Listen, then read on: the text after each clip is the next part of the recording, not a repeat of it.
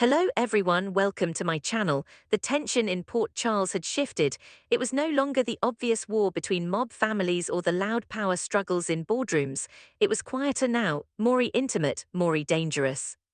And at the center of it all stood three men, Marco Rios, Lucas Jones and Jens Sidwell. Lucas had never been a man who ignored his instincts. As a doctor, he'd learned long ago that subtle signs often meant the difference between life and death. A flicker in someone's eyes, a hesitation in their voice, a half-truth disguised as reassurance. And Marco had been full of half-truths. When Lucas confronted him after overhearing that chilling conversation, Marco had tried to spin it. He'd blamed Sidwell, he'd blamed Sonny Corinthos. He insisted everything was complicated, layered, political, but beneath the excuses, Lucas had seen fear. Real fear. Marco had sworn it was temporary, one last project, one final obligation to his father, then he'd walk away. He'd choose Lucas, choose love, choose a life free of blood and threats and whispered deals in dark corners. Lucas had wanted to believe him. He still did. But belief didn't make Sidwell disappear. Across town, Sidwell stood at the window of his private office overlooking the harbour. The lights of Port Charles shimmered on the water like scattered diamonds, but his expression remained cold, controlled. Pascal stood behind him, quiet and watchful. "You're certain?" Sidwell asked without turning. Pascal nodded. Lucas overheard more than Marco realized. He knows about the Brit situation. He knows about the pressure being applied. The mention of Brit Westbourne made Sidwell's jaw tighten almost imperceptibly. Brit had always been a leverage point, smart, unpredictable, useful, but leverage only worked when people feared losing something. "And Marco?" Sidwell asked. He tried to smooth it over, promised Lucas he'd step away once this project concludes. That was when Sidwell turned. "Step away." The words hung in the air like an insult. Marco walking away wasn't just betrayal, it was weakness, and weakness spread like infection. Sidwell had built everything with discipline, control, loyalty. He would not allow his own son to undermine that. Meanwhile, Marco sat alone in his apartment, replaying Lucas' expression in his mind, the disappointment, the worry, the quiet plea to choose differently.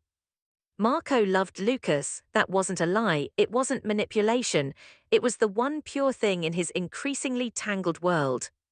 But love didn't erase consequences.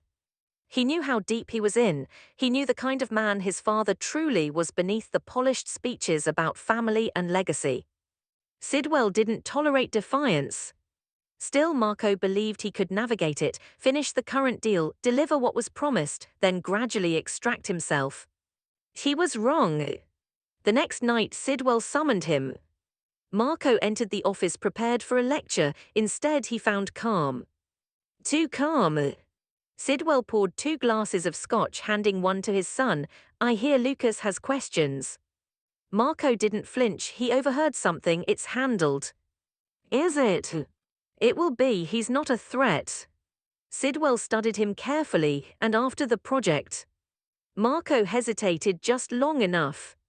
"I plan to step back," he admitted, "focus on my life with Lucas." The silence that followed felt like a blade pressing against skin. Sidwell set his glass down deliberately. "You believe you can simply walk away?" "I've fulfilled everything you asked, I've been loyal, I've done the work." "And you think loyalty is temporary?" Marco's heartbeat quickened. "I think loyalty goes both ways." Sidwell's smile didn't reach his eyes. "It does, which is why I protect my family." There was something in his tone that made Marco's stomach drop. "Lucas is not family," Sidwell continued softly. "He is an attachment." "Don't," Marco warned, his voice low. Sidwell stepped closer. "If you choose him over me, over this, there will be consequences for both of you." Marco's chest tightened. "Are you threatening him?" "I'm educating you." Sidwell's composure cracked just slightly, revealing steel beneath. "You want Lucas safe, then you ensure he keeps quiet, you ensure he stays out of matters that don't concern him, and you ensure your loyalty remains intact." "And if I do?" Sidwell's gaze hardened. "Then you may find that doctors are not as untouchable as they think." Marco's blood ran cold. For the first time he truly saw it, how far his father would go, how low he would sink. Sidwell was willing to hurt Lucas. The ultimatum wasn't loud, it wasn't shouted, it was delivered calmly like a business proposal. Choose your father's empire. Or watch the man you love suffer. Marco left that office shaken in a way he hadn't felt since childhood. Back at General Hospital, Lucas finished a late shift, unaware that his life had just been placed on a scale. He sensed something was wrong when Marco showed up unannounced, pale and distant. "What happened?" Lucas asked immediately. Marco forced a smile. "Nothing, just work." "Don't lie to me." Marco looked at him, then really looked at him, and he knew. He couldn't tell Lucas the truth, not fully, because the more Lucas knew, the more dangerous it became. But silence was dangerous too. Sidwell wasn't bluffing. And Marco had just been handed a horrible choice. Protect Lucas by staying in a criminal web he despised. Or walk away and risk Lucas paying the price. The project was nearly complete, one final delivery, one final exchange, then Marco had promised himself he would fix this. He just hadn't realized the cost would be measured in blood. Part 2. The days that followed were suffocating. Marco moved through them like a man walking on thin ice, every step threatening to crack beneath him. Sidwell watched, Pascal lingered, conversations felt monitored even when they were. And Lucas, sweet, stubborn Lucas, kept pressing. "You're shutting me out," Lucas said one evening standing in Marco's living room. "If this is about protecting me, you're doing the opposite." Marco's throat tightened. He wanted to confess everything, the threat, the ultimatum, the way Sidwell had casually implied Lucas could disappear. But saying it aloud would make it real. "It's temporary," Marco insisted. "I just need time." Lucas shook his head. "That's what people say before things explode."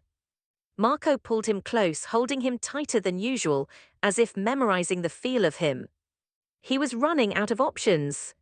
Sidwell's message arrived the next morning, a single text. "We need to discuss your answer." Answer? As if Marco had been given a reasonable question. He met his father again at the harbour warehouse where the final stage of the project was underway. Crates were being loaded, deals finalized. Sidwell didn't waste time. "Have you reconsidered your future?" Marco exhaled slowly. "I will finish this, then I'm done." Sidwell's expression darkened. "That is not acceptable. You said loyalty goes both ways. I've given you years. And I'm asking for more. I won't sacrifice Lucas." Sidwell stepped forward, his voice dropping to a whisper. "You already have." Marco froze. Pascal approached with a tablet showing security footage, Lucas leaving the hospital parking garage. Then another angled. A black SUV idling nearby.